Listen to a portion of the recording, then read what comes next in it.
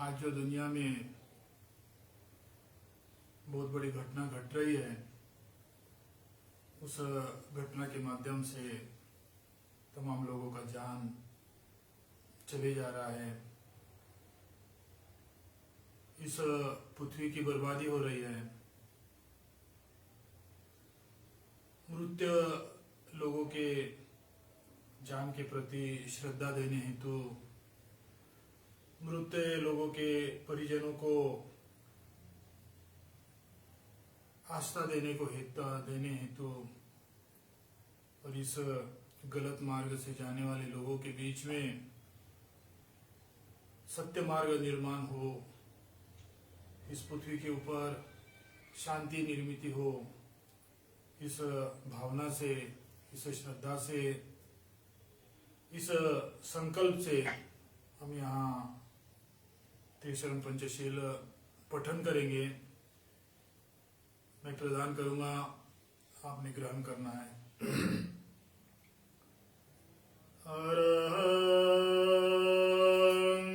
सम्मा संबुद्धो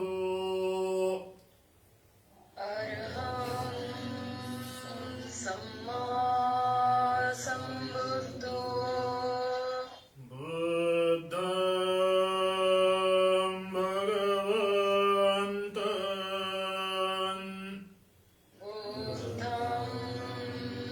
भगवन्तं अभिवादेमि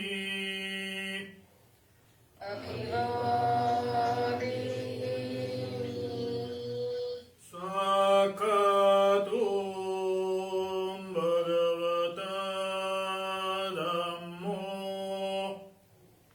स्वाक्षातो भगवता धम्मो धम्मान् नमस्सामि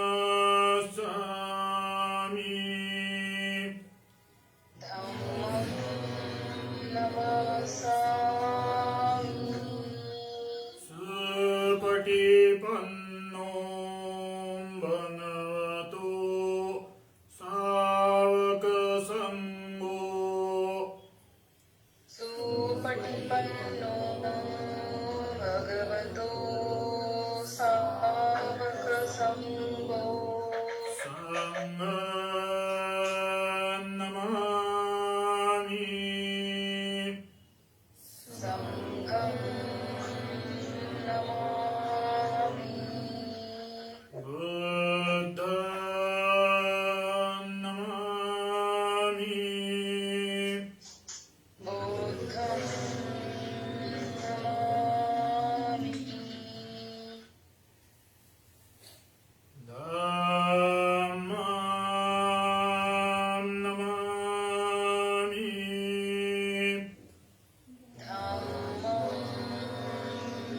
सङ्घं नमामि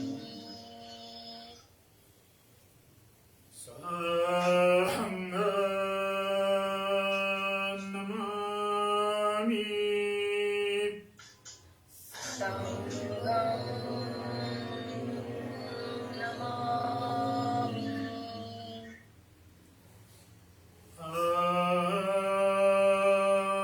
वन्दामि सर्वदा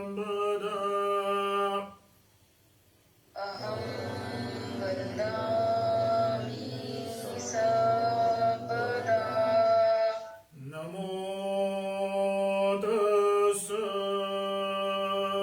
भगवतो अरहतो सम्मा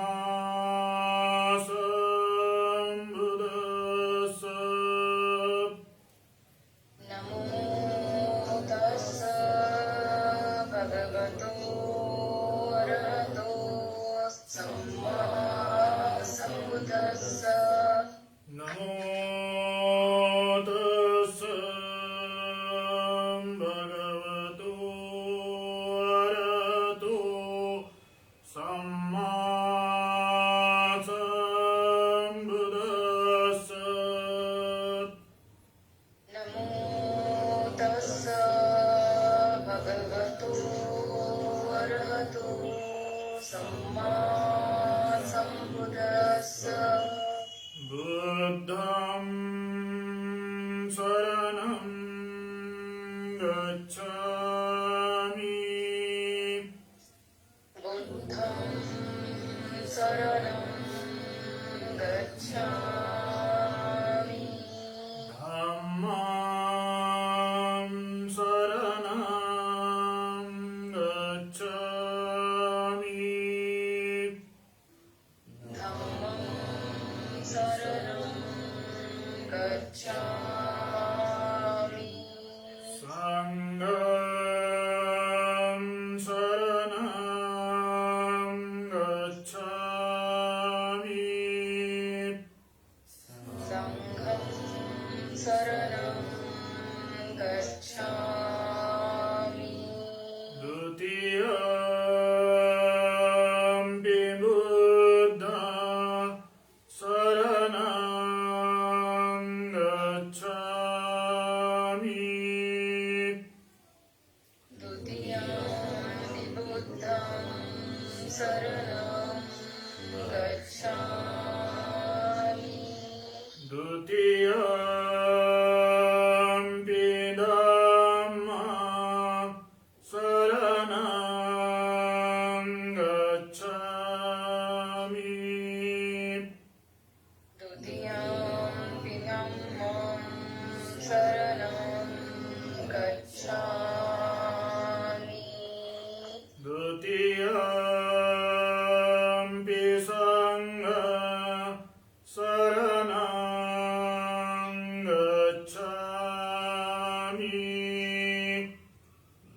द्वितीयं संघं शरणं गच्छामि तृतीयम्पि बुद्धं शरणं गच्छामि तृतीयं बुद्धं शरणं गच्छामि तृतीयम्पि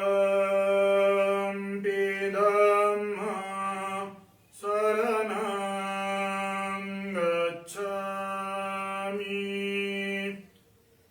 तृतीयं धम्मं शरणं गच्छामि तृतीयम्पि संघं शरणं गच्छामि तृतीयं संघं शरणं गच्छामि पानातिपाता वीरमणि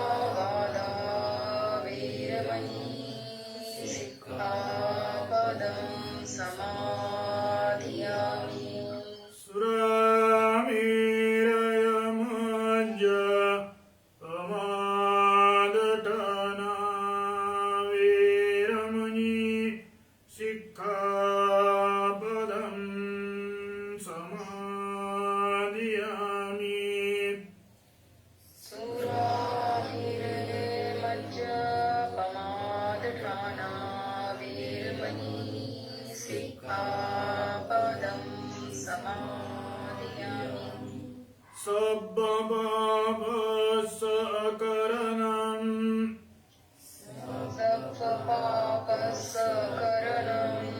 कुशलस्य उपसम्पदा कुशलस्य उपसम्पदा सचित्तपरियोदपनम् सचित्तपरियोदपनम् एतं बुद्धानुशासनम् एतं बुद्धानुशासनम् साधु साधु साधु साधु साधु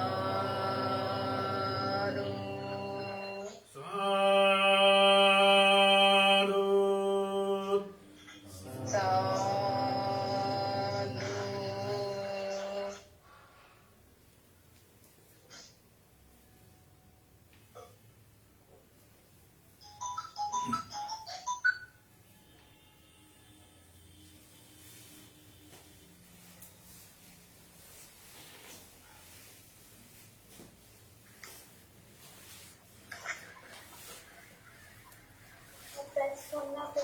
जैसा कि आप सभी जानते हैं कि आज का ये हमारा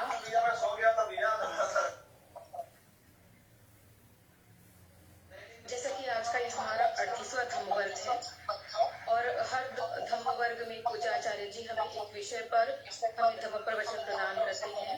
आज के हमारे धम्म प्रवचन का विषय है दान। मैं पूज्याचार्य जी से अनुरोध करती हूँ कि वे हमें इस विषय पर धम्म प्रवचन प्रदान करेंगे। ज्ञान प्राप्ति प्राण सम्यक संबुद्ध ज्ञान प्राप्ति का मार्ग बुद्ध धर्म ज्ञान प्राप्ति मार्ग से चलने वाला संघ इन त्रिरत्न को पंचांग प्रणाम।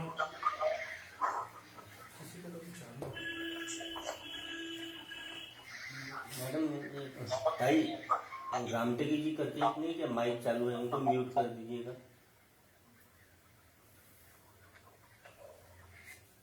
हाँ आज ये अपना 38वां ऑनलाइन प्रवचन माला आप सबको ज्ञात है 1949 अगस्त 6 तारीख को जापान के हिरोशिमा में अमेरिका ने बॉम्ब गिराया था। उसी महीने के 3 दिन बाद में 9 तारीख को उसी जापान के नागासाकी शहर में वही अमेरिका ने अणुबॉम्ब गिराया था। इस दोनों अणुबॉम्ब के कारण लाखों लोगों का अमूल्य जीवन नष्ट हो गया। नष्ट हुआ ही नहीं, 65-70 साल गुजर जाने के बाद अभी वहां से गिनती किए तो तीसरी पीढ़ी में भी उस अनुभव का असर अभी भी उस एरिया में रहने वाले जिन्होंने अनुभव को अपने शरीर के ऊपर उसके किरण को ग्रहण किया, उन लोगों के फैमिली में अभी भी उसका असर दिखाई देता है। 70 साल करीब हो गए। उसी के पश्चात 9 तारीख को दुनिया का दूसरा बॉम्ब अणुबॉम्ब गिराने के 2 दिन बाद में अर्थात 11 तारीख को सेकंड वॉर की समाप्ति हुई। उस सेकंड वॉर के समाप्ति के साथों साथ इस पृथ्वी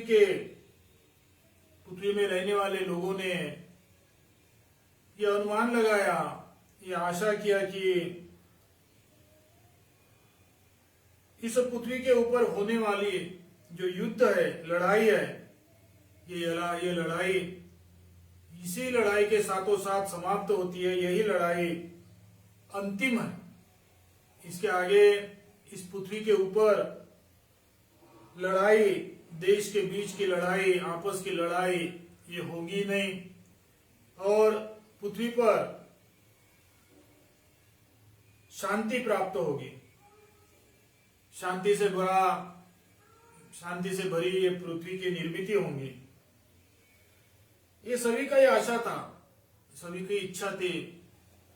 सभी ने यही विचार किया था कि 2 सेकंड वॉर तक इस पृथ्वी ने बहुत कुछ सहन किया, बहुत कुछ दुख का सामना ग्रहण किया, लेकिन 45 का जो अंतिम है युद्ध का, वो ही इस पृथ्वी के ऊपर होने वाले युद्ध का अंतिम है और शांति का एज आने वाला है। परंतु लोगों ने जो सपना देखा था, लोगों ने जो आशा किया था, वो आशा के व्यतिरिक्त आज भी दुनिया चल रही है। आशा कभी की ही समाप्त हो गई है। आशा आज उस आशा का एक टुकड़ा भी इस पृथ्वी के ऊपर बचा नहीं है। सेंसेक्स के दृष्टि से देखा जाए, सेंसेक्स के माध्यम से देखा जाए तो सेकंड वॉर के पहले जो लोगों की हानि, जो लोगों की मृत्यु हुई, वो आंकड़ा भयंकर आंकड़ा है। लाखों का आंकड़ा है कि सेकंड वॉर तक जो लोगों का मृत्यु हुआ, वो मृत्यु का आंकड़ा भयंकर आंकड़ा है। और हम इस आंकड़े को देखकर बहुत दुखी होते हैं कि कितना भयंकर आंकड़ा है। ये लाखों का आंकड़े लोगों की जो जान ली गई, कितना भयंकर घटना इस पृथ्वी के ऊपर हुआ था। लेकिन हम विचार करते हैं, सेकंड वॉर के पहले जो मरने वाले लोगों की संख्या आंकड़ा भयंकर था, उससे हम चकित जाते हैं। इस आंकड़े को देखकर हम चकित जाते हैं, ये भयंकर आंकड़ा, डरावना आंकड़ा, नहीं होने वाला आंकड़ा था। लेकिन दुख की बात यह है कि सेकंड वॉर के बाद में जो हमने शांति, विश्व में शांति, इस पृथ्वी में पीस, ये आशा भावना रखा था, लेकिन हकीकत ये है कि सेकंड वॉर के पहले जितने लोगों का मृत्यु हुआ, उससे भी भयंकर आंकड़ा सेकंड वॉर के बाद में आया है। उसके पहले के आंकड़े से ज्यादा लोग सेकंड वॉर के बाद में आज तक मरे हैं। आप अनुमान लगा सकते हैं, पहले या तो तलवार से लड़ाया जाता था, बंदूक से लड़ाया जाता था, मरने की संख्या 2 या 4 होती थी। लेकिन आज एक बॉम्ब, अभी तो अणुबॉम्ब भी नहीं रहा, अभी तो ऐसे बॉम्ब की निर्मित की गई कि वो बॉम्ब को गिराकर वहां वो बॉम्ब का जो असर होता है, वो बॉम्ब का असर जहां जहां हुआ है, उस एरिया का ऑक्सीजन है, वो ऑक्सीजन सबको समाप्त कर देता है। कुछ हानि दिखती नहीं नजर में, लेकिन जब इस पृथ्वी में मानव ही नहीं, जानवर ही नहीं, पशु पक्षी ही नहीं, झाड़ पौधे तक ऑक्सीजन नहीं रहे तो जिएंगे कैसे? वो बॉम्ब के माध्यम से हिरोशिमा में जिस तरह की हानि हुई या नागासाकी में जिस तरह की हानि हुई, उस तरह की हानि नहीं होती है वो एरिया का पूरा ऑक्सीजन ही समाप्त किया जाता है, अर्थात किसी को वहां से भगने की कोई गुंजाइश ही नहीं है। वो मानव ही नहीं, पशु पक्षी फल पौधे तक वहां क्षण मिनट में, क्षण वक्त में समाप्त हो जाते हैं। यही एक रीजन भी है कि सेकंड वॉर के पहले जो हानि हुई, पृथ्वी के ऊपर हानि हुई, मानव की हानि हुई, वो मानव हानि से, वो पृथ्वी की हानि से सेकंड वॉर के बाद में बड़ी हानि हो रही है। लोगों का जान जा रहा है, पशु पक्षी का जान जा रहा है, निसर्ग का जान जा रहा है। मानव जो इतिहास में घटता है, उस घटना के माध्यम से बहुत कुछ सीखता है, सीखने को मिलता है, और उस एक्सपीरियंस को लेकर भविष्य की निर्मिति करता है कि ऐसी बात होनी चाहिए और ऐसी घटना नहीं होनी चाहिए। लेकिन इस युद्ध के बारे में देखा जाए तो 1945 के पहले मानव जात ने जो अनुभव किया, अनुभव के माध्यम से जो अध्ययन किया, उसका कोई असर दिखाई नहीं देता है। उस अनुभव का असर दिखाई दिया होता तो आज शायद दुनिया में युद्ध तो नहीं होता, शांति ही शांत हुई रहती। लेकिन मानव ने अपने मूल स्वभाव को छोड़ दिया, जो कि इतिहास से, अनुभव से कुछ पढ़ता है। उस अपने स्वभाव को बाजू में रखकर अपने आसक्ति को, अपने चाहत को, अपने लोभ को सामने लाया। इसका नतीजा है सेकंड वॉर के बाद में भी आज ज्यादा से ज्यादा लोगों की मृत्यु हो रही है और ज्यादा से ज्यादा इस पृथ्वी के ऊपर हानि हो रही है। कुछ दिन पहले मैं एक परिचित लोगों के साथ में अभी जो रशिया और यूक्रेन के बीच में चल रही है युद्ध के बारे में वार्तालाप कर रहे थे। उन्होंने ये जो युद्ध है, इस युद्ध की शुरुआत का इतिहास के बारे में बात करना चालू किया। उन्होंने ये इतिहास, ये इस युद्ध की निर्मिति कैसी हुई, इसकी शुरुआत कैसा हुआ, इसका आरंभ कैसा हुआ, इस इतिहास के बारे में अपना मुंह खोलना चालू किया, अपने शब्दों का इस्तेमाल करना चालू किया। ऐसा भी नहीं कि मैं आज जो रशिया और यूक्रेन के बीच में लड़ाई हो रही है, वो लड़ाई की शुरुआत, आरंभ, उसका इतिहास मैं जानता नहीं जानता, ऐसी भी बात नहीं है। लेकिन मैं उनकी बात सुनते ही गया, उनकी बातों को ग्रहण तो नहीं किया लेकिन सुनते गया, और उनको जवाब ये दिया कि आपने कभी सिद्धार्थ गौतम और हंस की कहानी सुनी होंगी। आज यहाँ जो आप इस ऑनलाइन प्रवचन माला को सुन रहे हैं, आप सबने भी कभी ये कहानी को सुना होगा, सिद्धार्थ गौतम के बाल आयु में एक हंस के साथ में घटी हुई घटना। सिद्धार्थ लोगों के बीच में रहना ज्यादा पसंद नहीं करते थे, वो एकांत में रहना ही पसंद करते थे, उनको एकांत ही पसंद था। एक बार अपने ही महल के एक शांतमय जगह में जाकर साधना कर रहे थे, बाल आयु में, छोटे से उम्र में साधना कर रहे थे, तो वहां एक हंस आसमान से गिर पड़ा। उस हंस के शरीर में बाण लगा था। उस हंस को सहायता देने के भावना से सिद्धार्थ गौतम उस हंस के पास में गए और उस हंस के अंदर में, हंस के शरीर में जो बाण था, उस बाण को निकालने की कोशिश किया। उतने में जिसने बाण मारा वो आया और कहता है रुको। उसने सिद्धार्थ गौतम जो हंस की सहायता करना चाहते थे, जो हंस का जीवन बचाना चाहते थे, उस हाथ को रुकाकर बोलते हैं कि ये तीर मैंने मारा। ये तीर कहां से आया इसका विचार करेंगे। ये तीर में जहर है क्या नहीं इसका विचार करेंगे। ये तीर कैसे बना है, ये बाण कैसे बना है, इसका मटेरियल क्या है, जिसने मारा उसकी भावना क्या थी, पहले ये सब अध्ययन करेंगे। बाण आया किधर से, मारा किसने, उसकी भावना क्या थी, ये तीर का मटेरियल क्या है, तीर मारने का उद्देश्य क्या है, तीर के अंदर में जहर है या नहीं, ये सब अध्ययन करेंगे।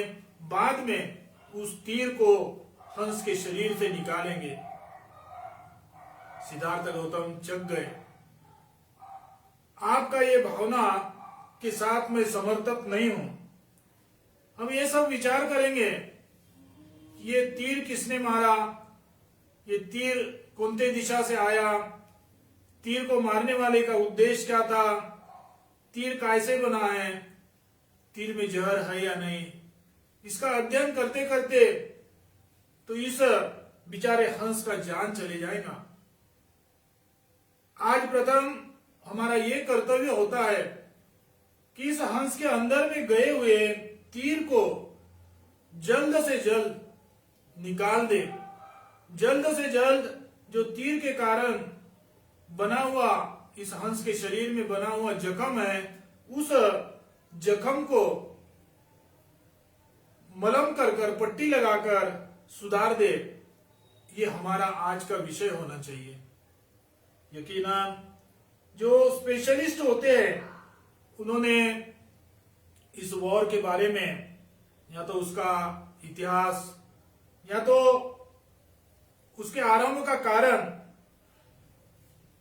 ये खोजना चाहिए, इसके बारे में रिसर्च करना चाहिए। और फक्त रिसर्च ही नहीं, उस किए हुए रिसर्च के माध्यम से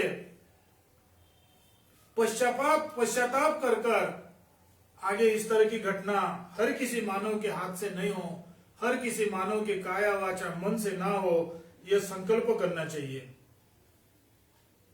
परंतु हम आज यहां उसके इतिहास को, उसके आरंभ को नहीं, सिद्धार्थ गौतम ने जो उपदेश दिया कि हंस को तीर लगा है, उस तीर का आवक, उस तीर की दिशा, मारने वाला, उसका रिसर्च करते करते उस हंस को मारे नहीं। एक ह्यूमन का जो फर्ज होता है, उस ह्यूमन के फर्ज के मुताबिक हमने इस हंस को कैसे बचाना चाहिए। अर्थात आज रशिया यूक्रेन या फिर दुनिया में जो हो रहा है, उस युद्ध के माध्यम से इस दुनिया को कैसे बचाया जाए, कैसे इस पृथ्वी के ऊपर शांति निर्माण किया जाए, इसके बारे में हमने विचार करना चाहिए। हम बार बार इस प्रवचनमाला के माध्यम से ही, और बुद्ध धर्म का मूल उपदेश भी है दानन ददन्तु श्रद्धाय शीलन रक्षन्तु सर्वदा वीरता हुन्तु। हम शील के पालन के बारे में बहुत कुछ बोलते हैं, लेकिन शील के पालन के पहले तथागत ने दान को महत्व दिया है। 10 पारामिता होता है, उस 10 पारामिता का प्रथम जो उपदेश है वो भी दान से ही शुरुआत होता है, दान पारामिता से ही शुरुआत होता है। सहायता और दान में दान ये शब्द और भी कोई इस्तेमाल करते होंगे, लेकिन सिद्धार्थ गौतम बुद्ध ने जो दान की व्याख्या किया, जो बुद्ध धर्म में दान की व्याख्या होती है, उस दान के बारे में कह रहा हूं। सहायता और दान, इसमें बहुत कुछ फर्क है। सहायता ये होती है कि उसके मुबादले की आशा हम रखते हैं। मैंने किसी को इसकी सहायता की तो उसके मुबदले में मुझे कुछ तो चाहिए, वो सहायता होती है। लेकिन दान जो होता है वो शुद्ध मन से, शुद्ध चिंता से, शुद्ध विचार से किसी के जीवन का सहायता बने, किसी के जीवन के लिए काम में आए। मेरे को मुबदले भी कोई आवश्यकता नहीं है। इस दृष्टि से जो किसी औरों के लिए किया जाता कार्य उसे बुद्ध ने दान बोला गया है। अभी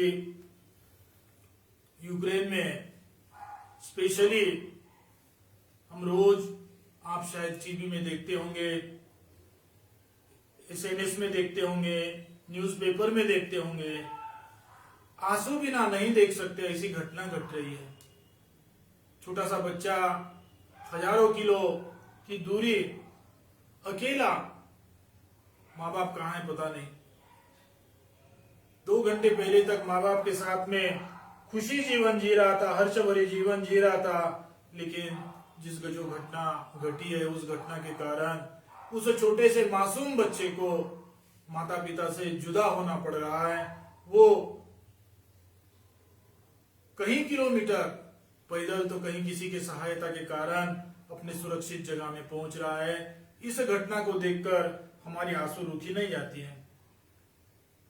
उस एक बच्चे की कहानी नहीं है ये, आज जो यूक्रेन में हो रहा है, हजारों बच्चे की यही कहानी है, लाखों बच्चे की यही कहानी है कि उनको 4-4, 5-5 दिन भोजन नहीं मिल रहा है, पानी नहीं मिल रहा है। आज वहां -डिग्री की ठंडी है, उस ठंडी में उनको ना तो हीटर मिल रहा है, ना तो गर्मी का शरीर को गर्म करने का कोई उपाय मिल रहा है। उनको मरने की सजा दी जा रही है, जीते जी मरने की सजा दी जा रही है। ऐसे अवस्था में उन लोगों का भोजन, वस्त्र, घर ये सब छीना गया है।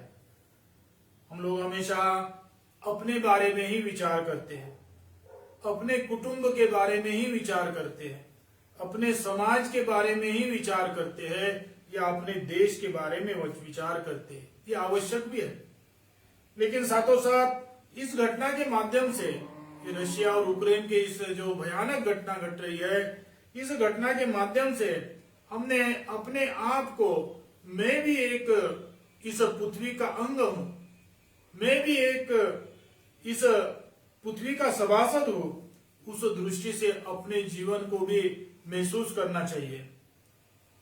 मैं अपने लिए तो जीता ही हूं, आप अपने फैमिली के लिए तो जीते ही है, समाज के लिए जीते हैं, देश के लिए जीते हैं, लेकिन आज हमें वो आवश्यकता है कि हमने अपने आप को इस पृथ्वी का सभासद, इस पृथ्वी के अंग के तौर पर महसूस करने की।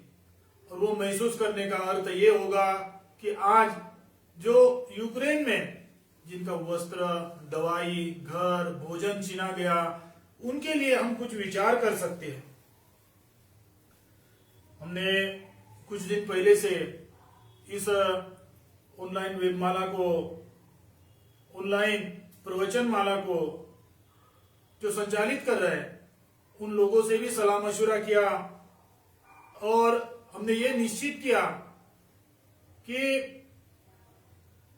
यूक्रेन में जो पीड़ित लोग हैं, जिनका घर छीना गया, जिनका भोजन छीना जा रहा है, जिनकी दवाई छीनी जा रही है, जिनका जीवन छीना जा रहा है, उन लोगों को हम कुछ मदद कर सकते होंगे, हम कुछ दान दे सकते होंगे, तो हम भी अपने आप को एक इस पृथ्वी का सभासद के तौर पर महसूस कर कर उन लोगों की सहायता क्यों ना करे, दान क्यों ना करे।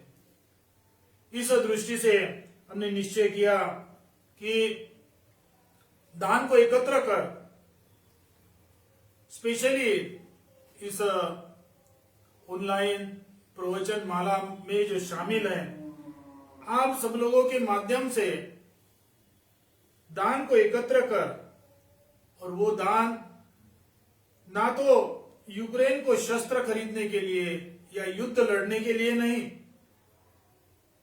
हम मार्फत रशिया के ने किए हुए युद्ध का विरोध नहीं कर रहे। हम इस पृथ्वी के ऊपर जो भी कुछ युद्ध हो रहा है, जो भी कुछ लड़ाई हो रही है, उन सब युद्ध का, उन सब लड़ाई का विरोध कर रहे हैं।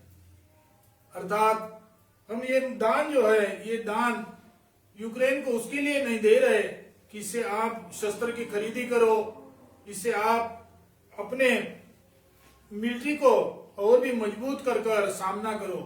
वो हमारा उद्देश्य नहीं है।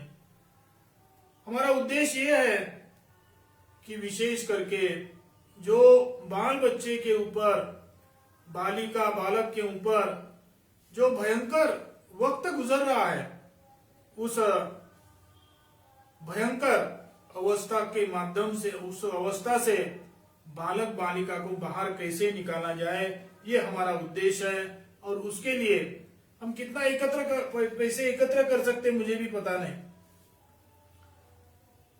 आप लोग जितना ज्यादा देंगे उतना ठीक है। कोई 1000 देगा, कोई 500 देगा, वो जो भी कुछ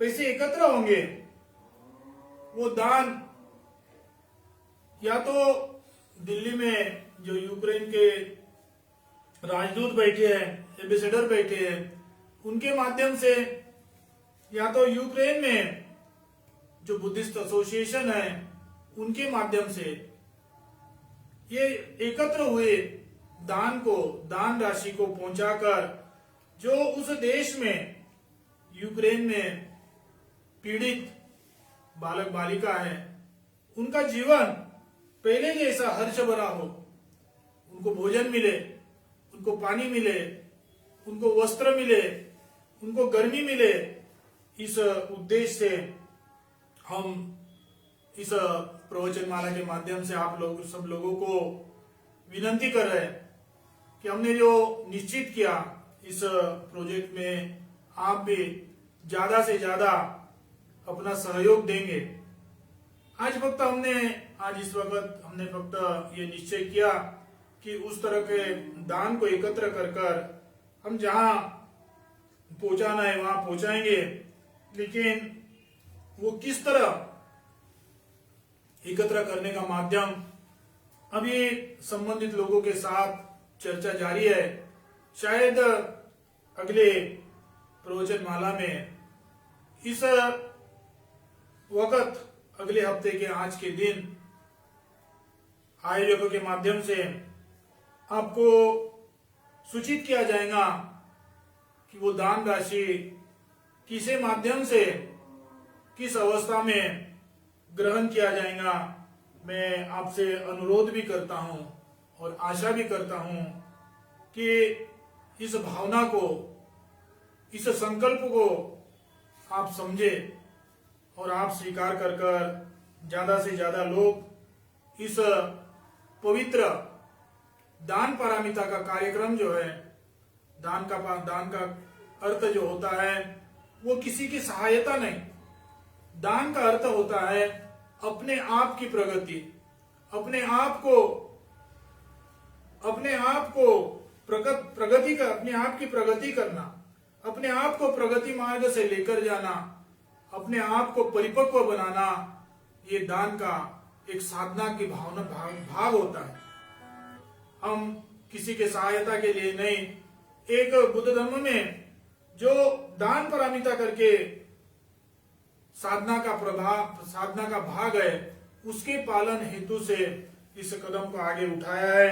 मैं आशा करता हूं कि अगले हफ्ते में जो सूचना देंगे वो सूचना को स्वीकार कर आप ज्यादा से ज्यादा लोग इस पवित्र, ये समाज सेवा नहीं है, ये दान पारमिता का पालन है। इस दान पारमिता का पालन करने हेतु से आप ज्यादा से ज्यादा लोग शामिल होंगे, यही आशा करता हूं।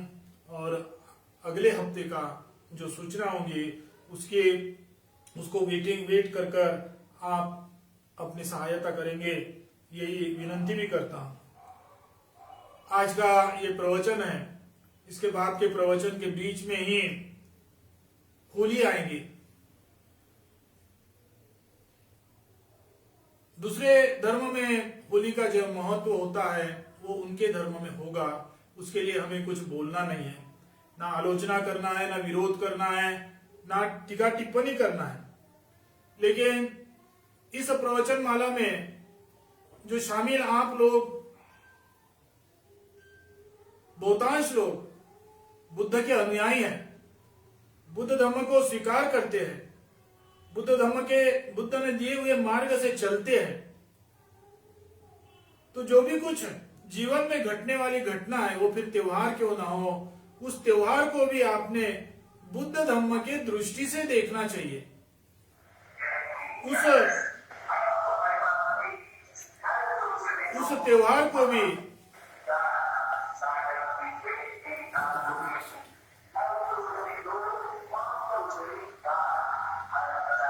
कामरे सर, ताई कामरे जी को म्यूट करिए। बुद्ध धर्म का और ये होली का क्या संबंध है, इसको पहले आपने परखना चाहिए। बुद्ध धर्म के साथ जो होली का संबंध है उतना भी आप समझे तो आज जिस तरह आप होली को स्वीकार कर रहे हैं उस तौर पर होली को स्वीकार नहीं करेंगे। आज मुझे वक्त नहीं है जो कि उस इतिहास को यहाँ पेश करना। आज ये हफ्ते भर तमाम लोगों के माध्यम से होली का इतिहास आपके सामने पेश किया जाएगा और आपने भी कहीं ना कहीं पढ़कर आज तक स्वीकार किया ही होगा। उस बुद्ध धर्म और होली के इतिहास को अच्छे से परखे तो शायद आप होली को किस तरह मनाना चाहिए, होली में किस तरह शामिल होना चाहिए, ये आप ही निश्चित कर सकते हैं। आपको इतिहास जानने की कोशिश नहीं करते, जानकर भी अंधा नजर करते हैं। इसलिए आपको होली के दिन भी एक बुद्ध अनुयायी ने जिस तरह जीना चाहिए उस तरह का जीवन नहीं जीकर एक पराया धर्म में जो होली को माना जाता है उसी भावना को, उसी प्रथा को स्वीकार कर कर आप एक दिन एक बुद्ध धर्म के माध्यम से बोला जाए तो बर्बादी जीवन जी रहे हैं, एक प्रबुद्ध वाला जीवन नहीं, एक अंधभक्त का जीवन जी रहे हैं, अंधश्रद्धा का जीवन जी रहे हैं। आपको बहुत इजी मार्ग है कि होली और बुद्ध धर्म के इतिहास को जाने और जानकर अपने जीवन के प्रबुद्ध के ओर को ले जाने की कोशिश करेंगे तो आप वो काम नहीं करेंगे जो आज तक करते आए। साथ ही होली के कारण जो पर्यावरण को हानि पहुंचता है, पर्यावरण को हानि पहुंच रही है, वो हानि को भी हम अपने आचरण के माध्यम से दूर कर सकते हैं। हमने अपने जीवन, अपने धर्म के बारे में, बुद्ध धर्म के अनुयायी होने के कारण अनुयायी होने का महसूस कर कर वो दिन जिए, ये आप लोगों से आशा करता हूं। और आज का 38वां ऑनलाइन प्रवचन यहीं समाप्त करते हैं। मैं अंतिम आशीर्वाद गाथा बोलूंगा, आप सब लोगों ने हाथ जोड़कर उसे ग्रहण करना है। नक्ति में शरणं मह्यं, बुद्धो में शरणं वरं, एतेन सच्च वज्रेण होतु ते जयमङ्गलम्।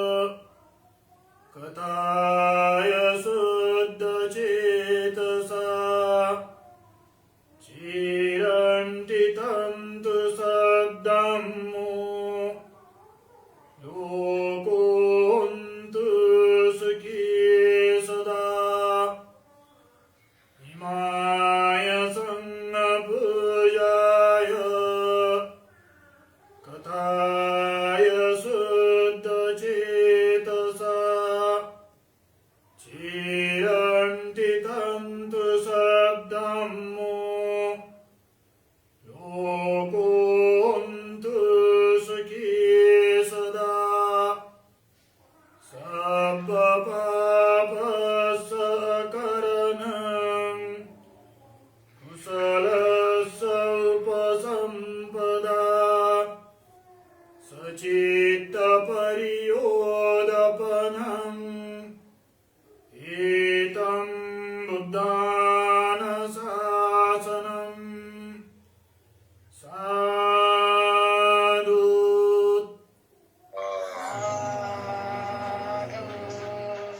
साधु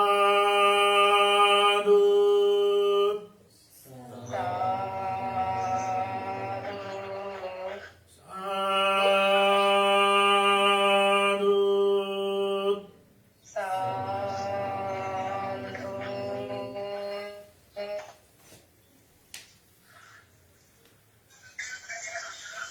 इसी प्रकार से आज का यह 38वां धम्म वर्ग यहीं समाप्त होता है। आप सभी उपासक उपासिकाओं को नमो बुद्धाय, जय हिंद। बनते जी।